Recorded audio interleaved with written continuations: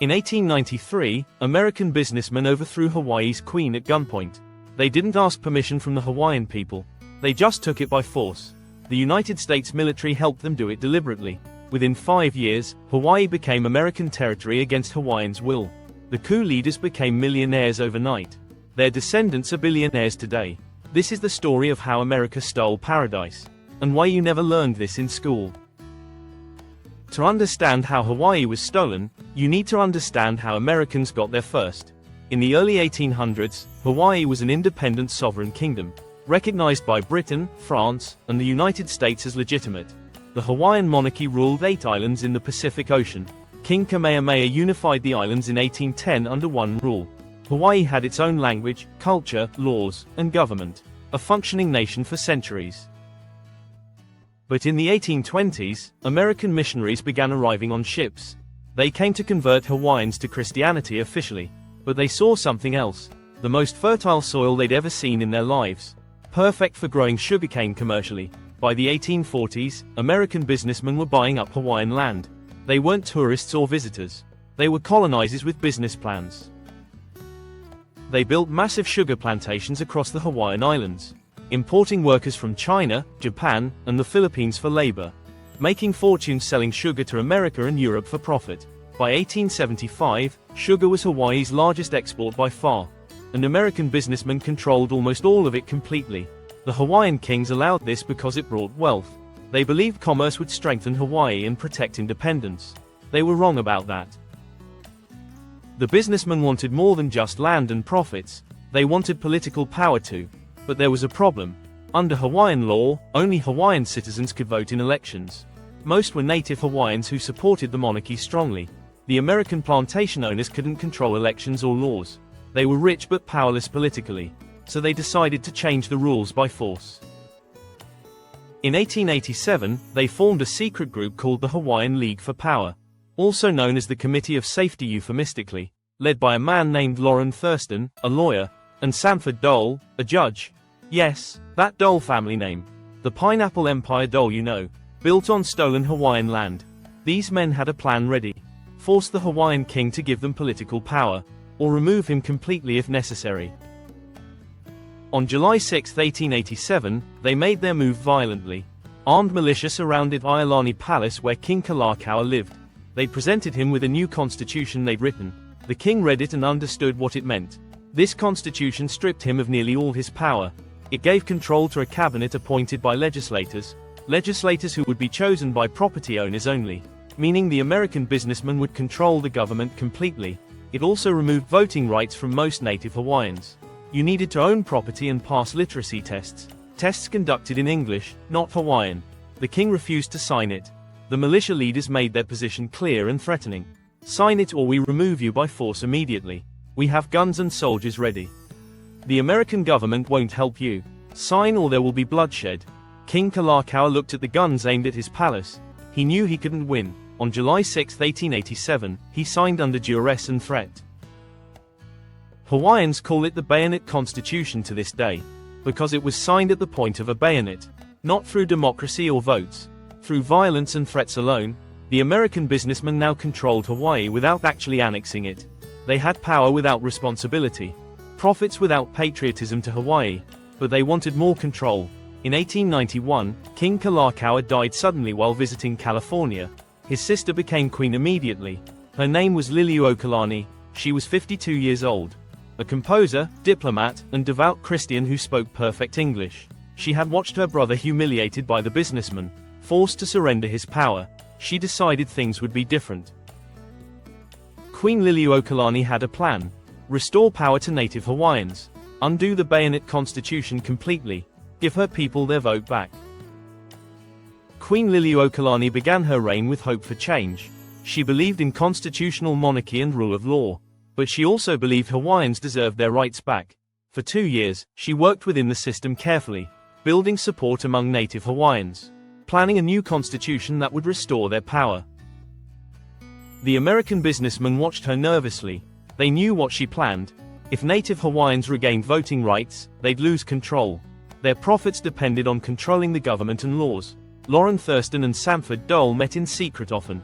They formed a new committee of safety for action.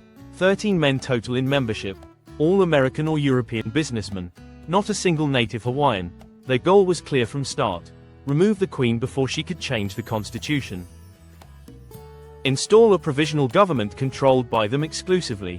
Then convince the United States to annex Hawaii officially. Make it American territory permanently. On January 14, 1893, Queen Liliuokalani made her move. She announced her intention to promulgate a new constitution. This constitution would restore voting rights to native Hawaiians, reduce power of foreign businessmen, strengthen the monarchy as intended. It was perfectly legal under Hawaiian law and precedent. Kings and queens had changed constitutions before historically. But the Committee of Safety called it treason immediately. They declared the Queen was trying to overthrow the government. This was absurd and hypocritical. They had literally forced a constitution at gunpoint before. But now they claimed she was the revolutionary threat. The committee met that night. They drafted a proclamation announcing the monarchy was abolished. They would establish a provisional government the next day. But they needed military support. They needed the United States to back him up. Enter John L. Stevens, the U.S. Minister to Hawaii. He was supposed to be neutral as a diplomat, represent American interests fairly. But Stevens supported the businessmen completely. He believed Hawaii should be American territory by right. He'd written to Washington months earlier recommending annexation forcefully. The committee asked Stevens for military support against the Queen. He agreed without hesitation immediately. On January 16, 1893, Stevens ordered the USS Boston to land troops in Honolulu. The warship was already in harbor for this purpose. 162 U.S. Marines marched into Honolulu with rifles ready. Stevens claimed they were there to protect American lives. But no Americans were in danger. There was no violence at all. The Marines didn't go to protect the American consulate. They positioned themselves around Iolani Palace and government buildings, surrounding the Queen's residence. The message was crystal clear. The United States military was backing the coup leaders. Queen Liliuokalani faced an impossible choice. She had maybe 500 royal guards loyal to her, against 162 US Marines with modern rifles and artillery. If she ordered resistance, her people would be massacred. The American businessmen knew this. They were counting on it. On January 17, 1893, the Committee of Safety proclaimed the monarchy abolished. They declared themselves the Provisional Government of Hawaii immediately. They posted notices around Honolulu. The Queen had been removed. Hawaii was now under their control. Queen Liliuokalani wrote a surrender letter that same day. The letter still exists today. She wrote that she yielded to the superior force of the United States military, not to the Committee of Safety. To the United States government directly. She surrendered to avoid bloodshed, to save her people's lives. But she protested the illegality of everything being done. She wrote that she expected the US government would investigate and restore justice. She believed in American democracy. She was wrong about that. The coup was complete bloodlessly. Not a single shot fired. Not because it was peaceful, but because the threat of violence was so overwhelming. The Queen surrendered to save lives. The American businessmen celebrated immediately. They'd done it without consequences. Overthrown a sovereign nation's government, with US military support backing them. Now they needed to make it permanent through annexation. Sanford Dole became president of the provisional government immediately, not elected by anyone at all. Just appointed by his fellow conspirators. Lauren Thurston sailed to Washington, D.C. with a mission. Convinced the US government to annex Hawaii immediately. At first, it looked promising. President Benjamin Harrison supported annexation strongly. He'd been planning it for months. On February 14, 1893, Harrison sent an annexation treaty to the Senate for approval. But there's a problem. Harrison's term ended March 4, 1893. The new president was Grover Cleveland. And Cleveland had questions about what happened in Hawaii. When Cleveland took office, he withdrew the treaty immediately. He ordered an investigation into the coup and circumstances. He sent James Blount, a former congressman, to Hawaii. Blount interviewed everyone involved thoroughly. The Queen, the businessmen, the US minister, Hawaiian citizens. His report was damning completely.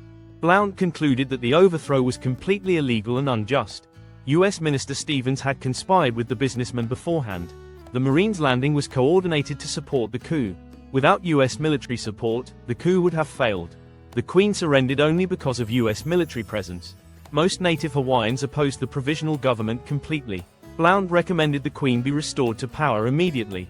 President Cleveland agreed with him completely. On December 18, 1893, Cleveland declared the overthrow illegal. He called it an act of war without authority. He said the Queen should be restored to power. The world watched to see what America would do. Would they correct this injustice? The Provisional government refused to step down despite pressure. Sanford Dole wrote to Cleveland saying they wouldn't comply. They claimed Hawaii was now independent from the monarchy. Cleveland was in a bind. He couldn't force them out without invading Hawaii. That would mean war with American citizens technically. And Congress was divided on what to do about it. Many congressmen supported annexation regardless. They saw Hawaii as strategically important for naval bases. Sugar interests lobbied Congress heavily. Cleveland was blocked from acting. So the Provisional government remained in power through obstruction. They renamed themselves the Republic of Hawaii in 1894. Still not elected by Hawaiians. Still controlled by the same 13 businessmen exclusively. Queen Liliuokalani refused to accept defeat. In 1895, Royalist supporters attempted a counter-revolution to restore her. They gathered weapons and planned to retake the government, but they were betrayed and arrested before they could act. The Republic blamed the Queen, arrested her and imprisoned her in Iolani Palace, her former home now prison. They found weapons buried in her garden as evidence. She denied knowing about the plot or weapons beforehand, but they convicted her anyway, sentenced her to 5 years hard labor for treason. They forced her to sign a formal abdication document, renouncing any claim to the throne. She signed it to save the lives of others, her supporters who faced execution. The sentence was later reduced. She was released after 8 months under house arrest. But the message was clear: any resistance would be crushed violently. Meanwhile, native Hawaiians organized peaceful resistance. In 1897, President McKinley tried again to annex Hawaii. Native Hawaiians responded with a massive petition campaign immediately. They collected signatures across all islands, door to door, village to village. The petition was clear and simple. We do not want to become part of America. We want our Queen restored. The final count was staggering: 38,000 signatures total collected, out of 40,000 native Hawaiians. That's 95% signing. The petition was delivered to Washington, D.C. in December 1897, the clearest demonstration of what Hawaiians actually wanted. The Senate completely ignored it. They couldn't get 2/3 vote needed for a treaty. So they changed the rules. They passed a joint resolution requiring only simple majority. On July 7, 1898, Congress voted to annex Hawaii. Not a single Hawaiian voted. They weren't allowed to participate. President McKinley signed it immediately. Hawaii became U.S. territory officially, against the will of Hawaiians, against Cleveland's investigation findings, against international law on sovereignty. It was done anyway. On August 12, 1898, the annexation ceremony took place at Iolani Palace in Honolulu. The Hawaiian flag was lowered for the last time. The American flag was raised. Native Hawaiians gathered to witness it. Many wept openly in public. Some sang traditional Hawaiian songs. The Queen was not invited. She watched from her home instead. She would spend her remaining life fighting for justice. She died in 1917 at age 79 without justice, never seeing her throne restored. After annexation, the coup leaders became the new elite. Sanford Dole was appointed governor of Hawaii Territory officially. From coup leader to official governor without any election. The American military immediately began building Pearl Harbor Naval Base. This was the real strategic reason for annexation always. Hawaii was part of America's larger imperial expansion plan. The businessmen built fortunes rapidly. The Big Five companies controlled Hawaii's economy completely. They controlled sugar plantations, shipping, banking, and retail stores. Everything in Hawaii's economy flowed through them exclusively. They imported Asian laborers as cheap labor for plantations, paid them poverty wages deliberately. It was economic colonialism perfected. The Hawaiian language was banned in schools in 1896. Children were punished for speaking Hawaiian on school grounds. The goal was to erase Hawaiian culture and identity completely. Traditional practices were discouraged systematically. Hula dancing was banned as primitive. Hawaiian religion was replaced with Christianity. Land ownership patterns changed drastically. Native Hawaiians lost their land through legal tricks and foreclosures. By 1920, Native Hawaiians owned less than 1% of land in Hawaii total, in their own homeland completely. The sugar industry exploded profitably. By 1930, Hawaii produced over 1 million tons annually. All profits went to the Big Five companies exclusively. The Dole family expanded into pineapples. James Dole, Sanford's cousin, arrived in Hawaii in 1899. He started the Hawaiian Pineapple Company. By 1922, Dole controlled 75% of world pineapple production, built entirely on land stolen through the coup orchestrated. Today, Dole Food Company is worth over $7 billion, still profiting from that original theft. The man who overthrew the Queen has descendants who are billionaires today directly. While native Hawaiians are among the poorest people in Hawaii, tourism replaced sugar as Hawaii's main industry by 1960. But it followed the same pattern of exploitation completely. Outside investors owned the hotels. Mainland companies owned the airlines. Native Hawaiians worked low-wage service jobs in hotels built on their ancestors' land. Tourism marketed Hawaii as paradise, but it was paradise stolen and repackaged for profit. In 1959, Hawaii became the 50th state officially. But native Hawaiians never voted on independence versus statehood. They voted only on statehood versus remaining a territory. Independence wasn't even an option. The choice was forced completely. For decades, the true story was hidden from textbooks deliberately. Most Americans learned Hawaii asked to join America peacefully. All of this was false. In the 1970s, the Hawaiian sovereignty movement began growing. Native Hawaiians reclaiming their language and culture and history. In 1993, President Bill Clinton did something unprecedented publicly. On the 100th anniversary of the overthrow exactly, he signed a formal apology from the United States. It acknowledged the overthrow was illegal under international law, that the US military participated, that native Hawaiians never relinquished their sovereignty willingly, but it offered no reparations, no land returned at all. Just words acknowledging the crime. The Hawaiian sovereignty movement continues today stronger than ever. Some seek full independence completely.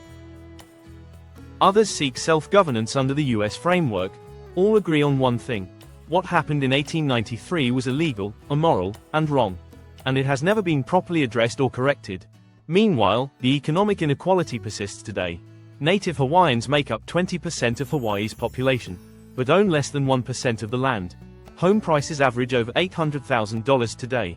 Native Hawaiians can't afford to live in their homeland. Many move to the mainland seeking cheaper housing elsewhere. Tourism brings 10 million visitors to Hawaii every year, but 90% of tourism revenue goes to mainland companies. Hotels owned by mainland corporations. Airlines owned by mainland corporations. Tour companies owned by mainland corporations or foreign investors. Native Hawaiians are service workers, in the hotels built on their ancestors' land, serving tourists who don't know the true history. The Dole Food Company still operates in Hawaii today, still using the Dole name, the same name as the man who overthrew the Queen and stole Hawaii. They've never acknowledged this history publicly, never offered reparations to Hawaiians, never even apologized for their founder's role. Castle and Cook still exists. Alexander and Baldwin still exists. Companies built on stolen land still profit today. This isn't ancient history forgotten. This is ongoing theft that continues every single day. Queen Liliuokalani's story is finally being told more widely. A statue of her stands outside the Hawaii state capitol in Honolulu today. She holds a copy of her constitution and Kumulipo, the Hawaiian creation chant. Tourists take photos with it. Most don't know her story. The statue's plaque tells a sanitized version of events. It says she was Hawaii's last monarch diplomatically. It doesn't say she was overthrown by American businessmen. It doesn't say the US apologized 100 years later. It doesn't tell the truth completely. But native Hawaiians know the truth. They teach their children properly. They keep the memory alive deliberately. And they keep fighting for justice. The theft of Hawaii wasn't an accident or misunderstanding. It was a calculated conspiracy by American businessmen who wanted land and power. They used violence, deception, and the US military to steal an entire nation. And they got away with it. The pattern established in Hawaii was used across the Pacific. American Samoa, taken in 1899. Guam, taken from Spain in 1898. The Philippines, conquered after long war. Puerto Rico, still a territory today. All followed the Hawaii blueprint. Take control through business interests. Install friendly governments or overthrow existing ones if necessary. Use military force when needed. Then claim it was legal and for their benefit. The American empire was built using this exact formula. What happened to Queen Liliuokalani was a tragedy personally. She was a talented composer, diplomat, and leader who loved her people deeply. She was forced to surrender to prevent bloodshed honorably. She spent her life fighting for justice peacefully. She never got it during her lifetime. But her story reminds us of an important truth. Empire is built on theft. Fortunes are built on injustice. And history is written by those who have power. The Dole family is worth billions today because Sanford Dole overthrew a queen. That wealth should belong to native Hawaiians rightfully. Tourism brings billions to Hawaii annually, but native Hawaiians remain poor in paradise. The land should belong to them by all rights. The sovereignty movement asks simple questions.